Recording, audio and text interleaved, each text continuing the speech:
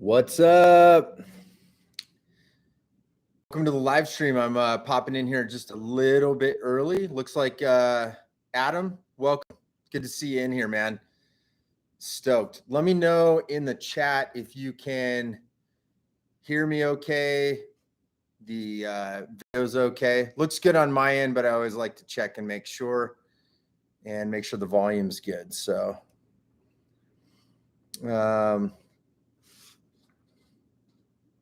awesome. Perfect. All right.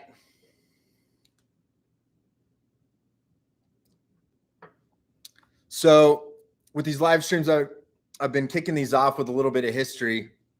Today, we're going to be focusing on Rotofella and 22 design bindings, which are the two bindings that we carry here at Freeheel Life in conjunction with our skis, and we know a lot about them. So I'm going to kind of go deep dive, break it down. And then Adam, you sent in that question or wrote that question. I'm going to get to that as well when we start talking about the Tecto stuff. So I'm super excited about that. And for you Black Level members, first off, I want to say thank you. Obviously, doing a membership style video thing on YouTube is unique.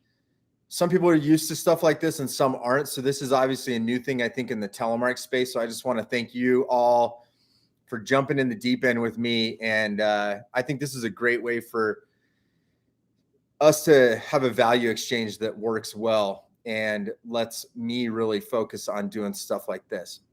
So back to what I was saying, I always like to start these live streams with some history. And I wanted to talk a little bit about the history of releasable bindings in telemark. So I started telemarking back in 1993. So this is like my 30th anniversary, I guess, this fall and going into this winter. So I'm pretty excited about that. I've seen a lot of telemark bindings come and go over the years, and many have been lost in history. Sometimes you'll see remnants sort of live on into newer bindings, but in a lot of cases, things have come along and just are forgotten. Nobody innovates on them. Nobody sort of carries it to the next step. And it's kind of unfortunate. I've always thought with bindings that we probably could do a better job, at least the manufacturers can, of thinking about how to look at what's worked and what hasn't worked and carried on. So going back, releasability has always been this one of the holy grails of telemark bindings when companies have tried to innovate.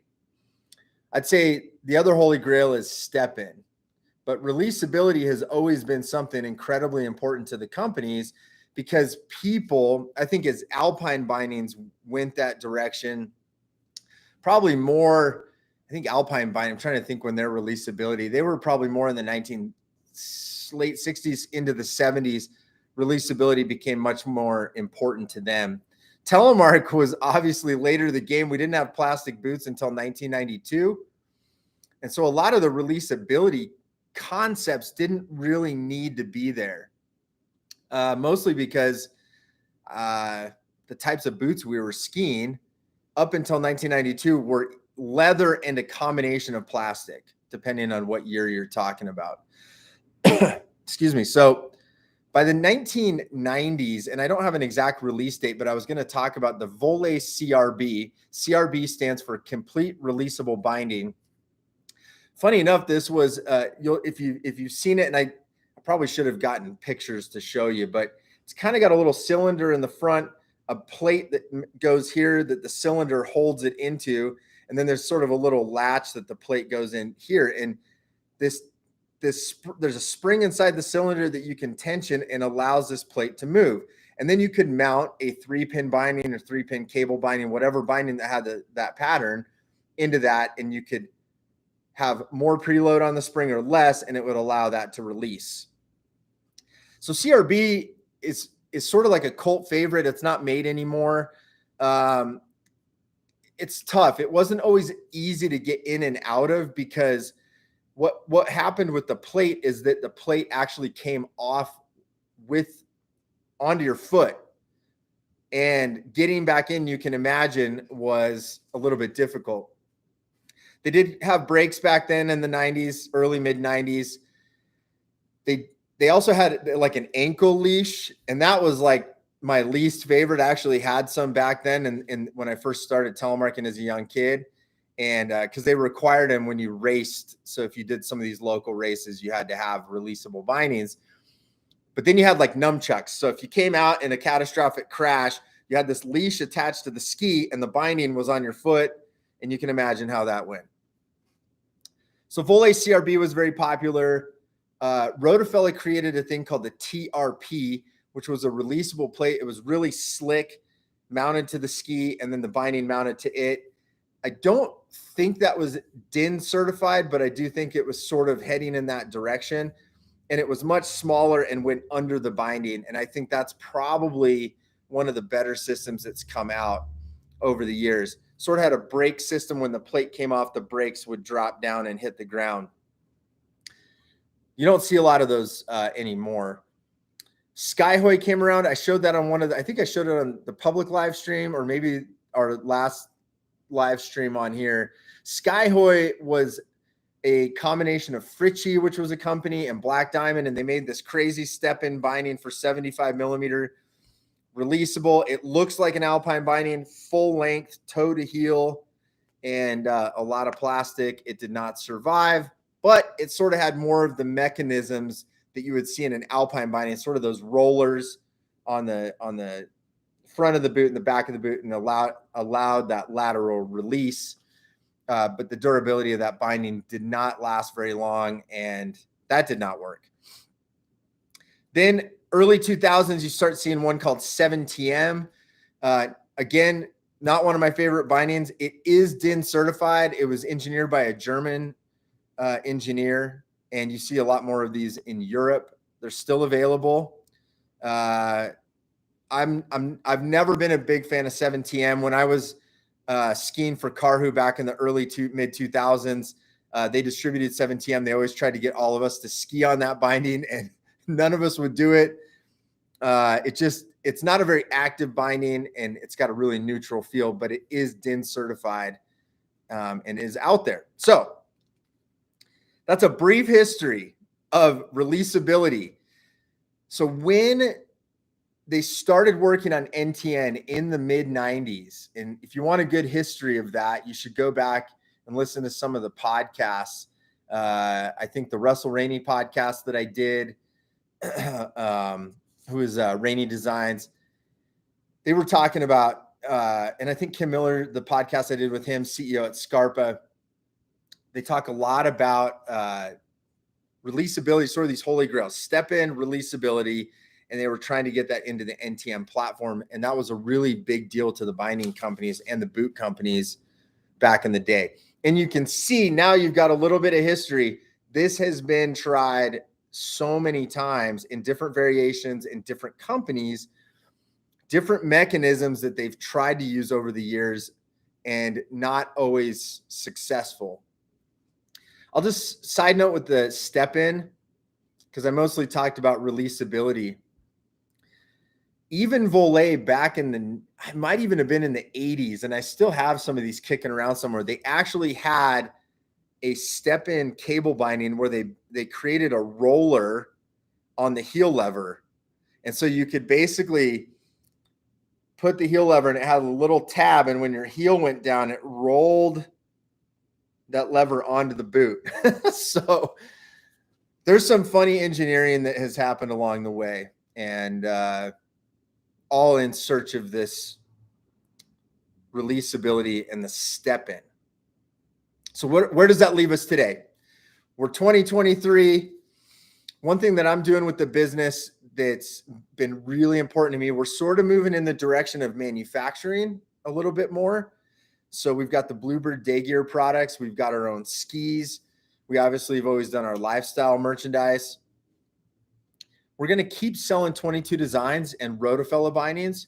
These are the two companies that I've vetted the most over the years, and I feel like are the most important. And I want to kind of get into really doing a deep dive into these bindings and talk about my vision of, maybe not my vision, but how I look at these bindings, their uses, kind of their cost comparisons, and then sort of the features that that we can utilize these bindings for. I'm going to start, we're going to start in the 22 Designs family. So one of the reasons that we obviously carry all 22 Designs bindings. If you have a 75 millimeter boot, I just wanted to kind of talk over this because it plays into the Outlaw X and even the Lynx a little bit. When we're looking at this, I've always thought that the axle is probably the pinnacle of 75 millimeter technology. It's got everything we want. I've talked about this in other videos. It's got a adjustable pivot point. It's got spring options, standard spring, stiffy spring, softy spring. You pay a little extra to swap them out aftermarket, but they're there. It's got the double heel riser, the climbers. And it's just an amazing binding. Very easy to get into, very industrial. Obviously a free pivot tour mode here that releases this little thing here and allows you to have a free pivot tour. So basically, if you're going to get a 75 millimeter binding and you need tourability, this is it. So axle runs about $449.95. Okay.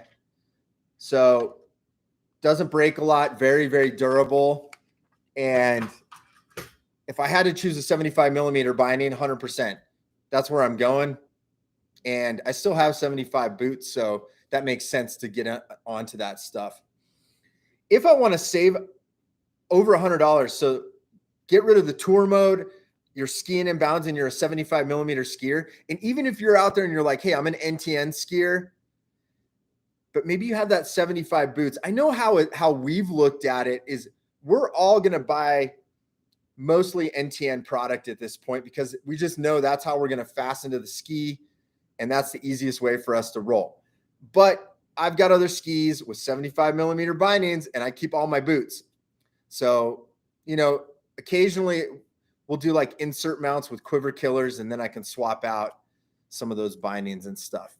But if you want to save like a little more than $100, Vice is a great option. Again, this is just the resort version of the axle. No tour mode in the front. You can see there's nothing there. But you still got all the features of a pivot point swap with the slick pin.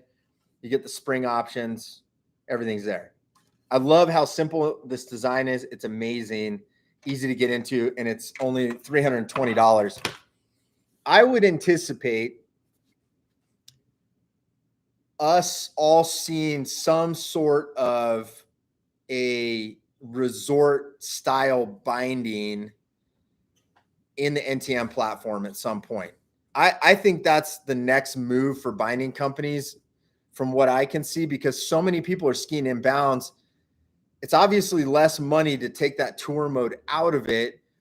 That opens the floodgates a little bit so we can get more people into it at a little bit lower price point, because it's not the telemark bindings are not the cheapest. They last a really long time, but they're a little expensive to get into. But I just wanted to mention that little tidbit because I think that's where it's headed. Because as we get into tech toe and talk about that, I think if you have the ability to get a tech toe binding and you're going to go into the backcountry, you might as well get on tech toe.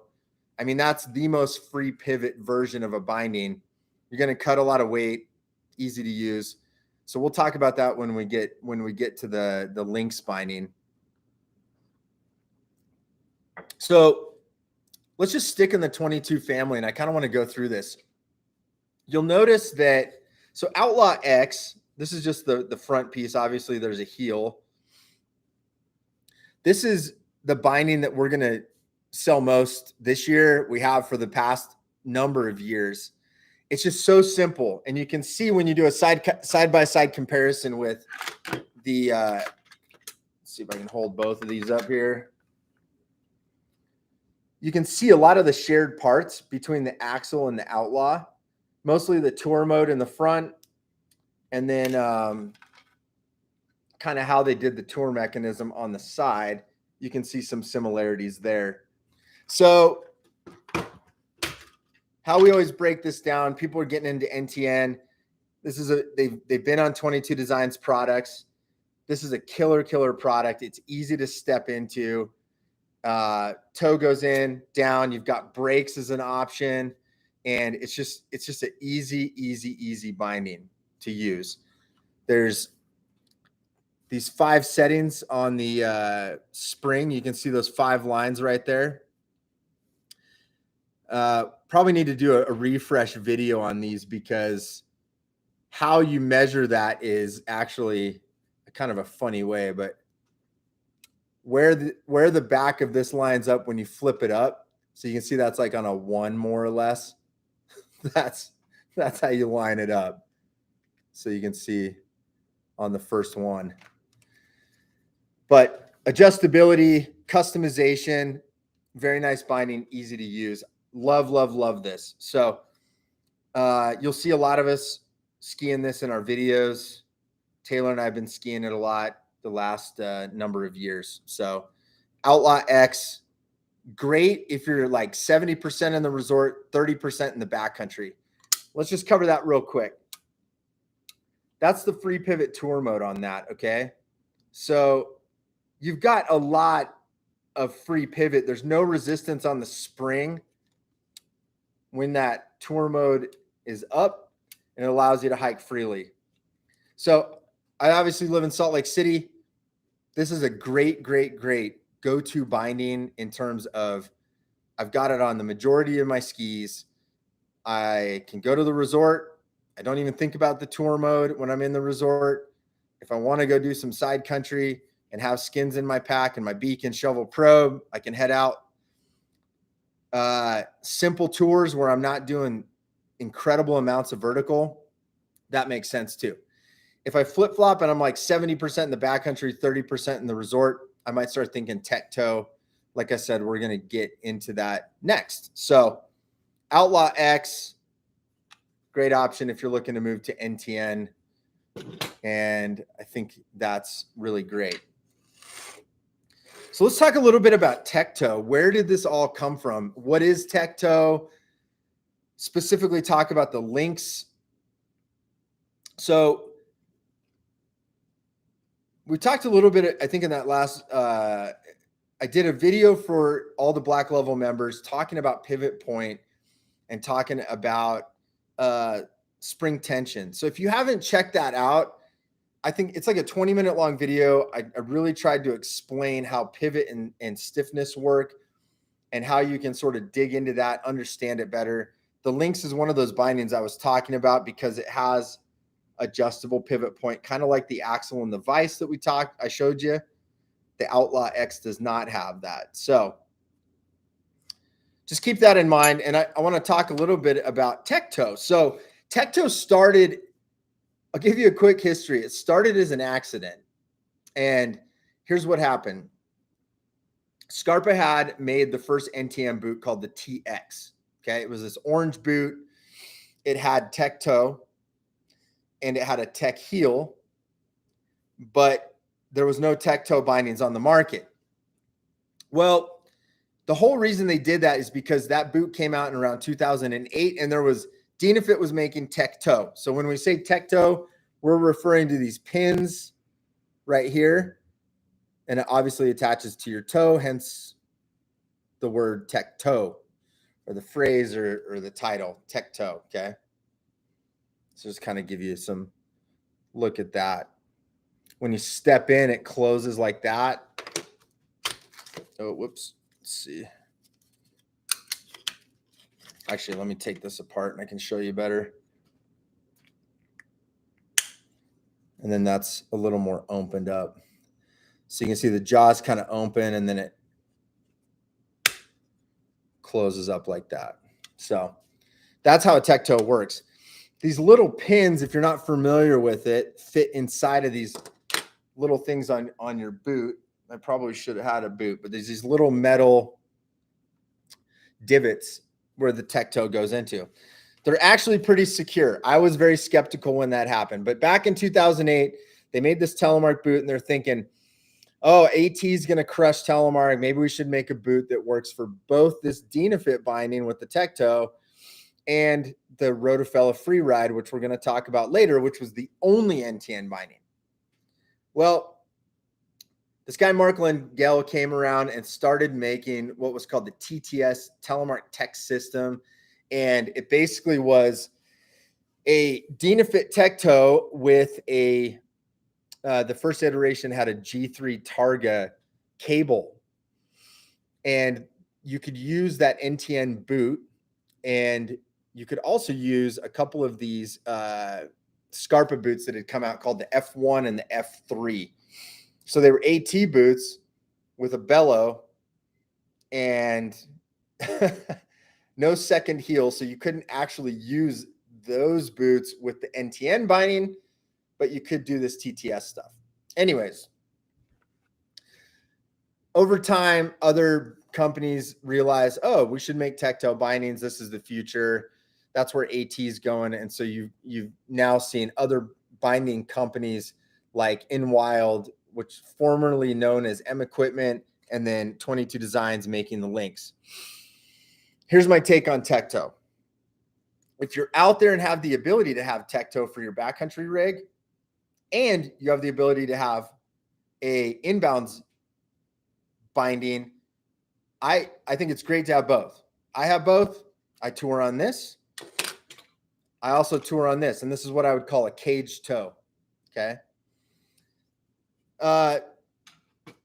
If you're really looking to shave weight, 100% try to shave weight.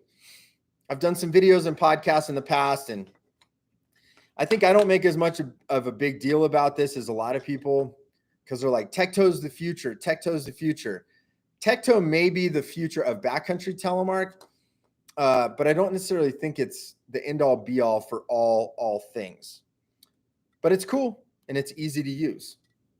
So that's kind of the history on that.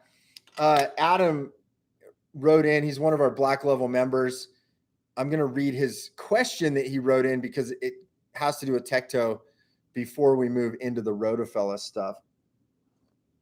And thought this was a good question. I don't have all of the answers, but I definitely would like to encourage all of you, if you have questions, and I'm always looking to add stuff into these live streams or videos for that matter.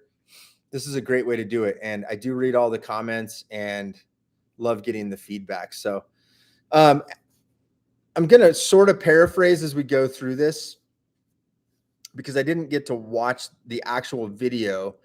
But he's talking about a video that Cody Townsend, who's a well-known alpine free skier, mountaineer, was talking about Tecto. And he was talking about the downside of touring binding. He says, you should never, ever ski them at a ski resort. He goes, Adam says, I know this is about an AT binding, but it got me thinking about releasability from telemark bindings. I primarily ski the Outlaw X at the resort and the Lynx in the backcountry. But every now and then I ski the Lynx for a variety of reasons. I tore my ACL in January of this year, so this is on my mind even more. Surgery and PT have me ready to go this season. There's no way I'd ever give up tele. I love that. So he's asking two things. Does what Cody Townsend is saying about AT bindings and fib spiral fractures carry over to the Lynx? And number two, is releasability something telemark skiers should be thinking about? And will there ever be a DIN equivalent for releasable telemark bindings? So lots to unpack here. So I kind of gave you the history of releasability. Let's start with that question. Should we be thinking about it? I have two schools of thought on this, which is funny because I don't think of myself as an old guy yet, but I probably should. I mean, I've been telemarking exclusively for 30 years of my life. The majority of bindings that I've ever skied were never releasable. And it was sort of a part of telemark. You know, I started on 3-pin bindings, went to cable bindings like Riva 1, Riva 2, Pitbull, moved into some of the early Rotofella cable bindings, G3 Targas, and Volle 3-pin hardwire, Volle hardwire. I mean, I could go on and on.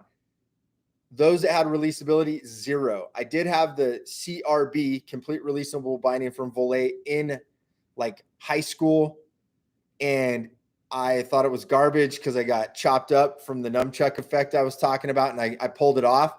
And I only had that for a race because they required releasability. As we moved into NTN, and I want to talk a little bit about this after I answer these questions, but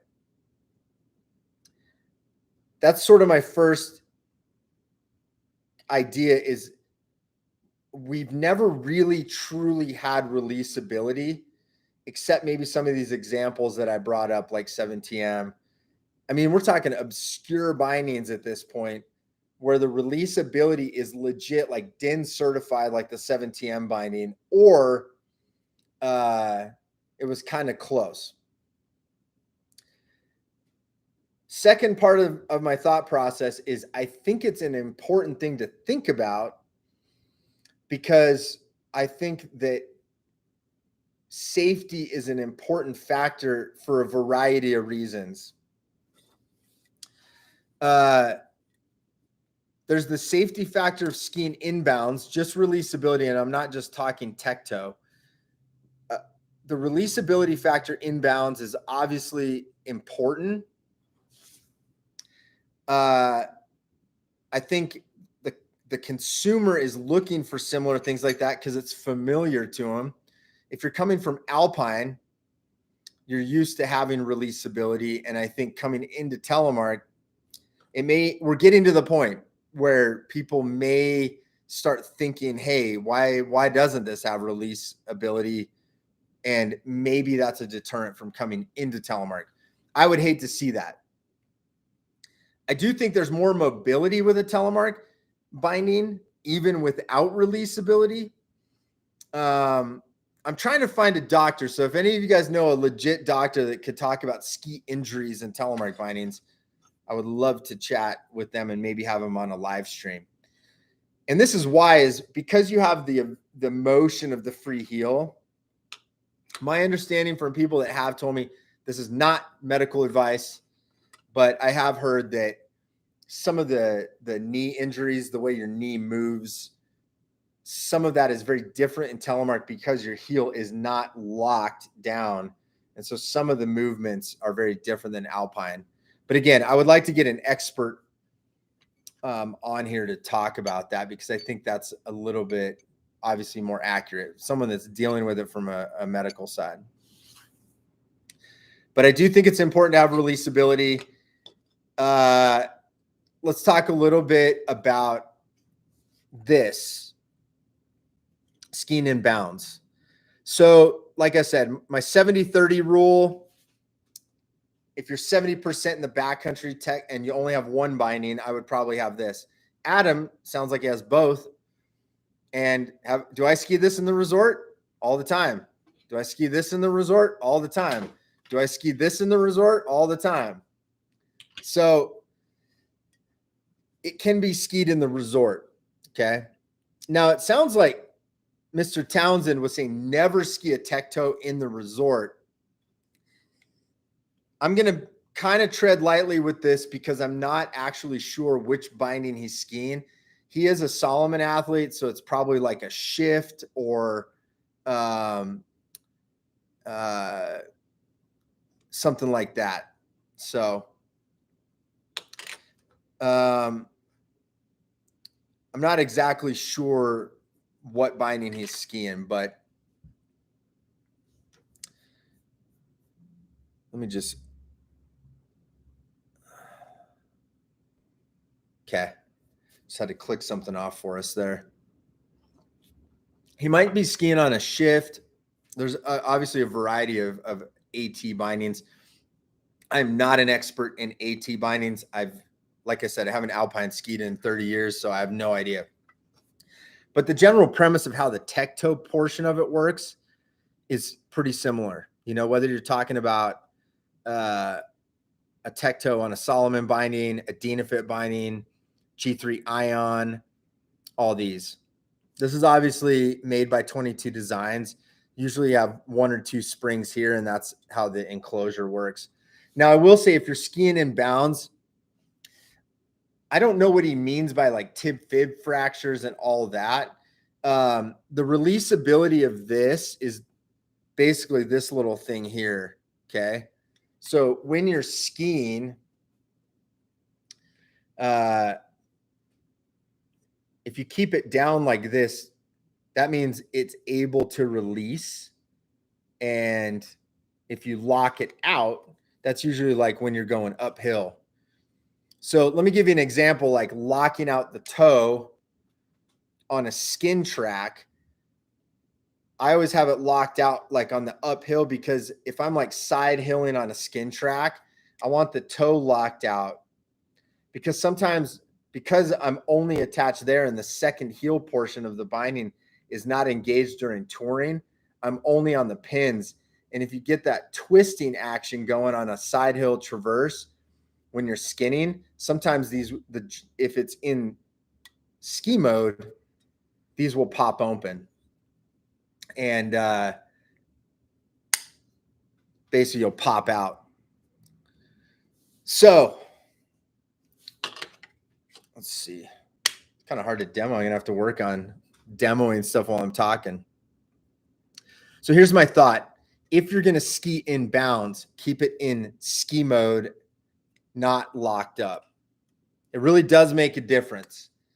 And I can imagine, you know, some sort of injury happening if you're skiing in the locked out mode. Now, what I was saying, all of us that have telemarked before, the forces of like what Cody Townsend's talking about, his heel's locked on the back and locked up here. And I don't know how their bindings work, but the links, if it's up, is also locked. So if you absolutely don't want to come out of the binding, you need to address that. Now let's talk. I wanted to bring up one other thing that I just thought of with releasability. I mostly talked about the resort. The other reason I think it's important is we've got to keep in mind that releasability in a backcountry setting is also important, and sometimes gets overlooked when we're talking resort stuff all the time. But releasing in the backcountry and avalanche terrain is super important as well. The last thing, and this is what telemark skiers have struggled with for a really long time, because with a normal cable binding, you know, you imagine something like this, you're in it. And on top of it, you might even have a leash attached to your boot. Anyone who's been around an avalanche, it happens very, very, very quickly. The idea that you're going to have time to make an adjustment, undo your bindings, undo a leash is nearly impossible. So you cannot count on that. So releasability in terms of a backcountry scenario is very important as well. And definitely something that we should think about from an innovation standpoint, because, you know, you want to be able to get out of the binding. Now, I've kind of put this back part on. The second heel, this claw, I just want to point out that if this is locked and the toe is locked,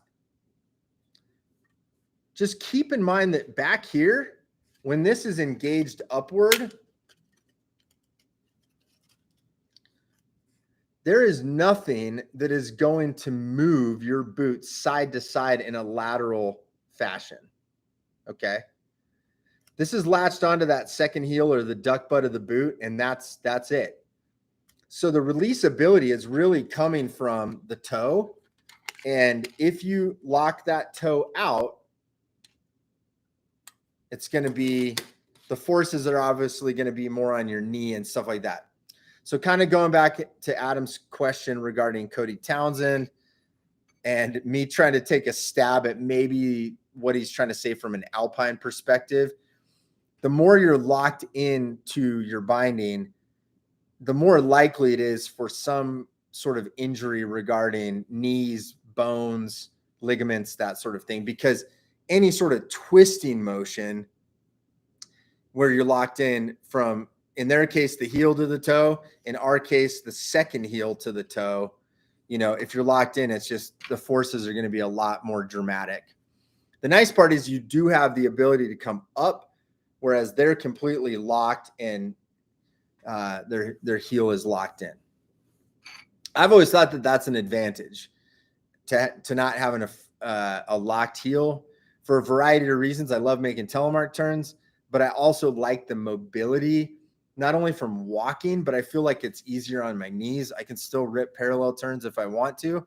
And I think every good telemark skier should be able to do that too.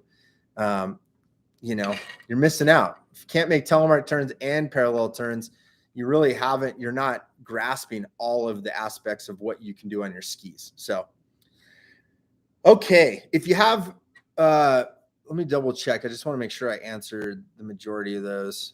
Tib fib on the links and releasability. Cool. So Adam, if there's anything I missed on that, definitely message in. And I know we've got another person on here. If you have any questions that you want me to answer, feel free to write in the chat. Okay, awesome. Got it. So I think that's a really good overview on the links, talking about releasability. Great questions. And I want to just point out one other thing.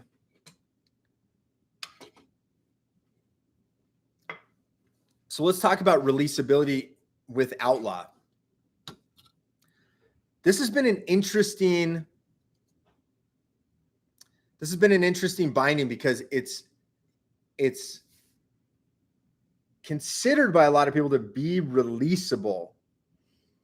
The language that 22 Designs has always told us to use since they invented the binding, which the Outlaw and now the Outlaw X. The verbiage they always have told us to use is it can release. Okay. What does that mean? Sounds a little vague, right? I agree. I think releasability is a little bit difficult to understand with this. I just want to give you point out how this is shaped and explain how it might or could release. This is not DIN certified, and it's honestly not even super specific science, in my opinion, because of the way that it's done. So I showed you that we have these different lines here, one being the closest to the orange pieces, 5 being the furthest out. And like I said, when you do this, you can see we're really on a 1. That orange piece is basically in alignment with the first little line right here. Okay. Now, as we tighten it, which see how much I can tighten it with my hand, you can see it's slowly getting in there. And if I go all the way in on all these threads, I'm going to basically get more preload on the spring. Okay. Now I want you to look real quick at the shape of this. This part that goes on the second heel. Okay. There is no part of this plastic that has any sort of movement to it. It is a solid piece of plastic. Okay. Doing my best to keep it in focus. Okay. Goes around the second heel of the boot. There's nothing here or here that necessarily will allow lateral movement on its own. So when it can release, what I want you to keep in mind is it all has to do with the preload on the spring. If you're on a 1 on a standard spring, there's less preload, and the binding has the ability essentially to flex out a little bit. Now, the argument that's a little bit difficult with this one is the spring really is affecting more this motion, where when you're telemarking, that's when the spring is getting used. One thing that's unique about Outlaw X is the measurement from here to the second heel is fixed. And what I mean by that is there's no flex going this way, okay? Going this way. It's a fixed amount here, okay? Now, why I'm bringing that up is the idea that it can release. It's tricky because it's probably going to be a pretty hard fall if you come out of these, okay? So we never sell. This is how I roll. I want you to know exactly what's going on with that binding when you put it on your foot.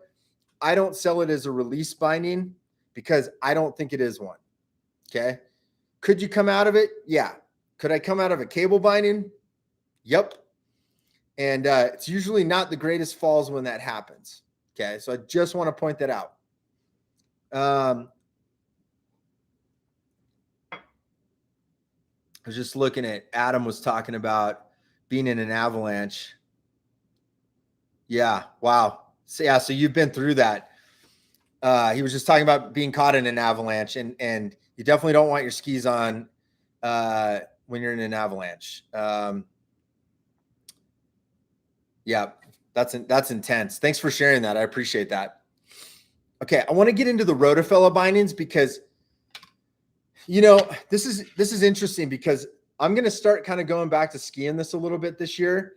I've always loved this binding, but when Outlaw X came out, Lynx, you know, typical. We moved to the new shiny thing.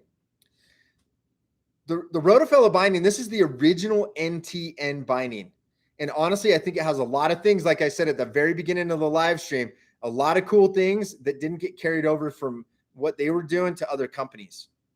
And you never know. They might innovate on this, and I would love to see that because I think they have some really good technology. And I kind of want to talk a little bit about that. And I'm going to kind of move from the Outlaw X in the releasability where I said there's no release this way. And I want to sort of start there on this binding because on this one, they actually have a release chart similar to a DIN certification. It's not DIN, but it is based on weight, height, and they actually do it based on boot size, which I kind of think is a little weird. But let's talk about this. So check this out. So the way you get into it is actually lifting this up, and you can see this part came out. And then when you close it, it locks it down, okay? So here's the thing. Inside of here, we've got springs. They go inside this little section right here. That's actually, there's a spring inside of the tube. They're called power tubes, okay? And they go all the way up. I'll show you kind of the anatomy of this one. They actually use a cable on this that goes into the spring, okay? Now, I've mentioned previously the pivot point of where it catches is closer to here. If you want to learn more, go to that video that I did for Black Level members specifically about pivot point and spring stiffness, and you'll understand more what I'm talking about because I show this. But what I wanted to show you here is, look at these. See how these, we got a little bit of movement here. It's actually designed to catch on the second heel and have the ability to release laterally like that.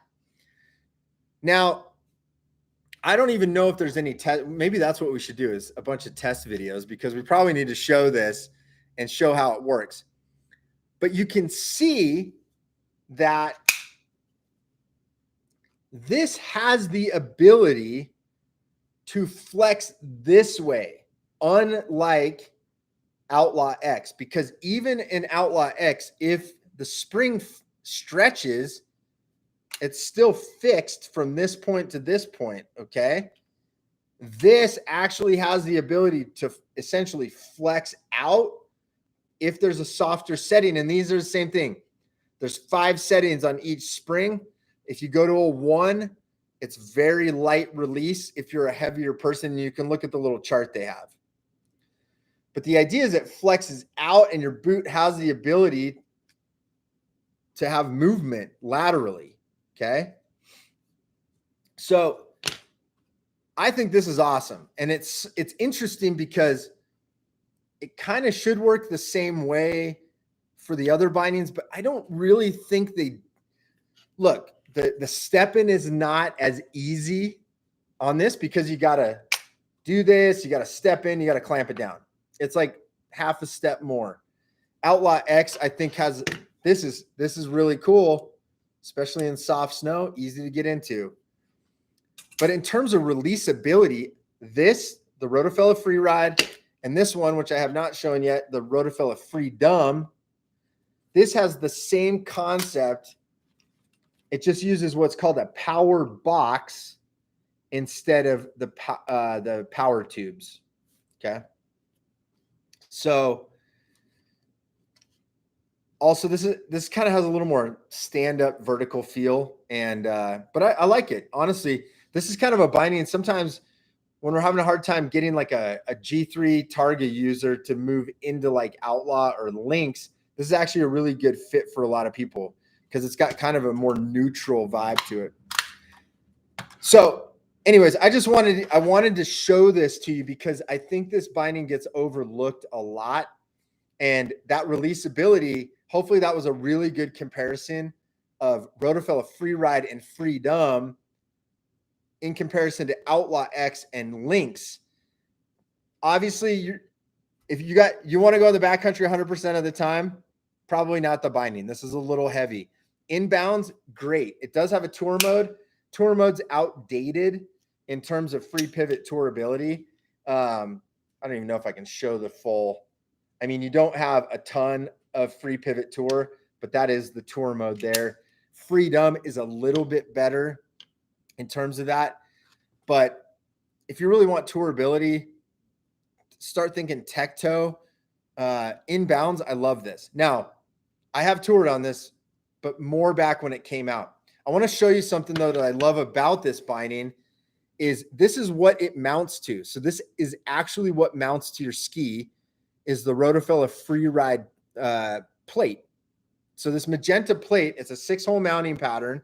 It is a different 6-hole than what 22 Designs uses. So don't think that it's the same thing. But the cool thing about this is you can buy second ski kits that have this and a heel piece, and you can mount them on your skis. What a lot of people don't realize about this binding is these little holes correspond to these little set screws right here. So I can mount my boot recommended center line onto this, and I have about a centimeter. Let's say I mount it so that the front hole, like so my boot center mark on my mount is right here on the middle hole. I can actually go 1.5 centimeters forward, 1.5 centimeters back by simply loosening these two little set screws. Okay. So the thing I love about this is you buy the second ski kit and sub $100, you have it on another ski. You can slide this on. This how it works. Slides on. And then when you're ready to move it, you just slide it off and put it on your other ski. Phenomenal, phenomenal idea. Nobody has done this since then. So awesome, awesome binding in terms of that. And I love that design. So I'm going to be taking these out more. Another feature that I really like about this is how they've used a really nice plastic rubber here, which really it's maybe hard to flex. I got to work on these demos when I'm doing the live thing, but you can see this flexes really nicely and actually hugs the bottom of your boot when you're making a telemark turn. I feel like this sticks with you.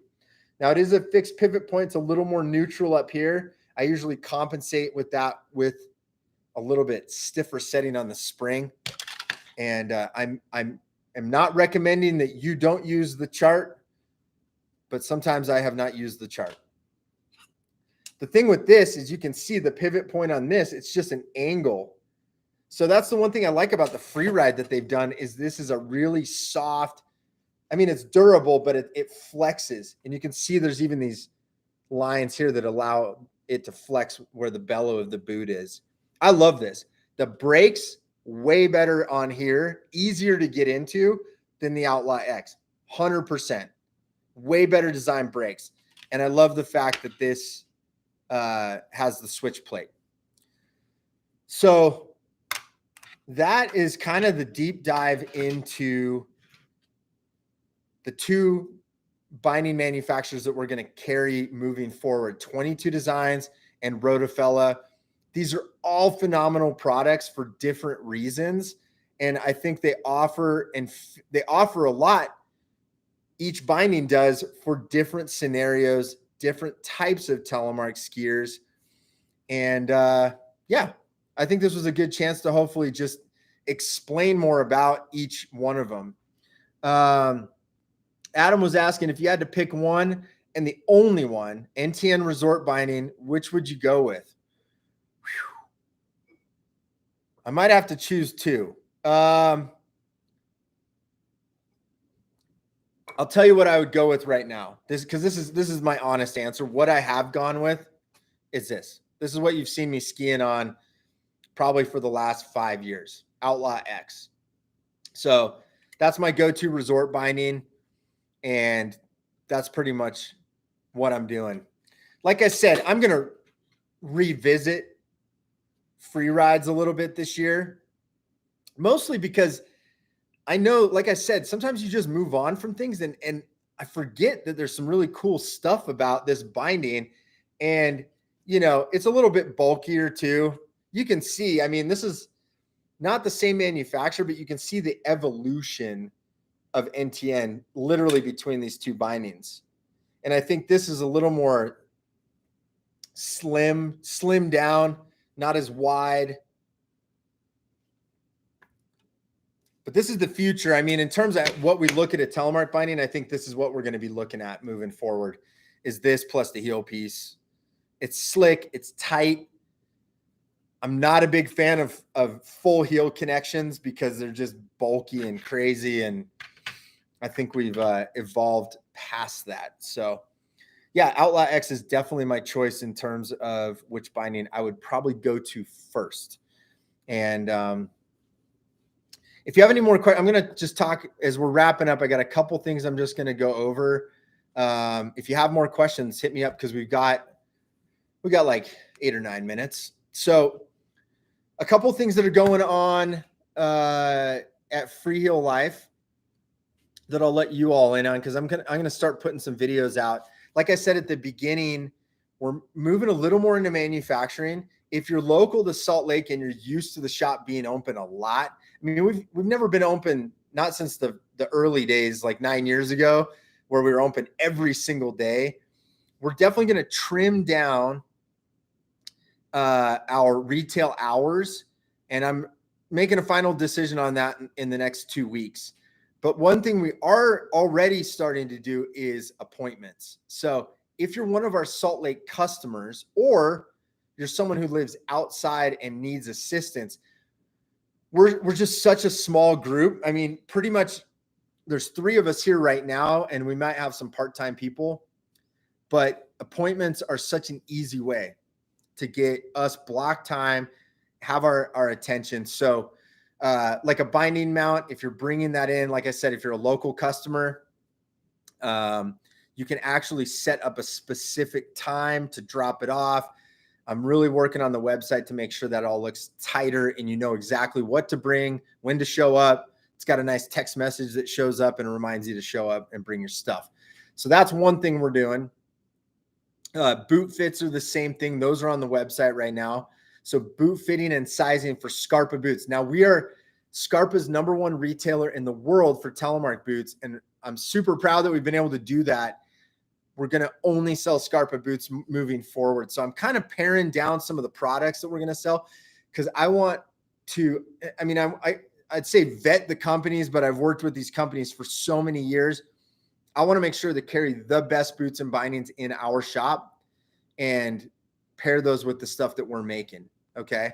So skis, these are Freeheel Life protectors. I wanted to mention, if you haven't picked up the Backcountry Magazine 2024 gear guide that is on shelves now, and subscribers have gotten it in the mail, we have made the select Gear Guide Select for the 2024 Backcountry Magazine test. And I'm so proud because it's literally me and Taylor here building skis. And we were able to get next to, I think on our page, it's like Faction and Vocal.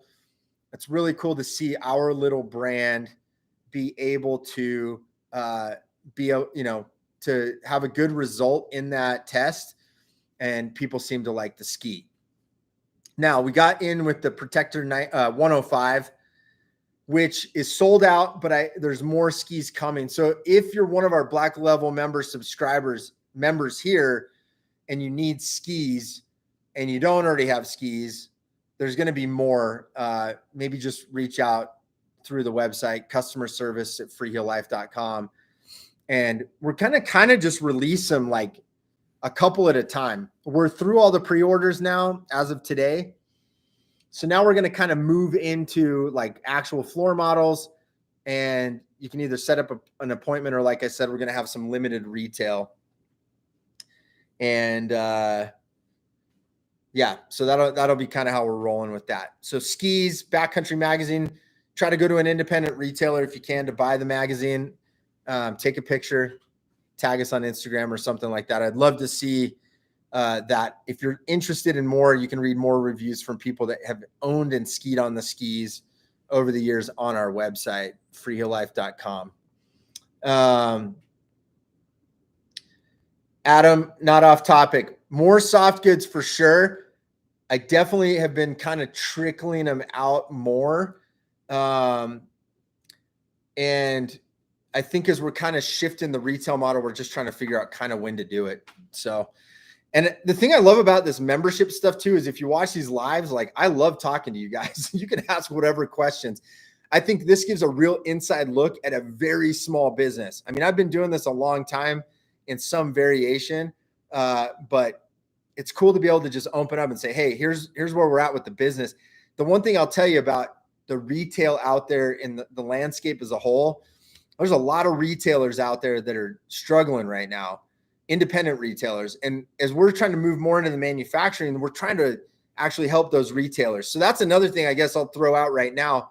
If you've got a local shop near you that's sort of like telemark friendly, and you think it'd be a good fit for, a lot of our Bluebird day gear products is kind of where we start with most people, hit me up, and email us and just say, hey, I've got a cool shop by me. How cool would it be if we could have Freeheel Life in there, and or one of the products that we make?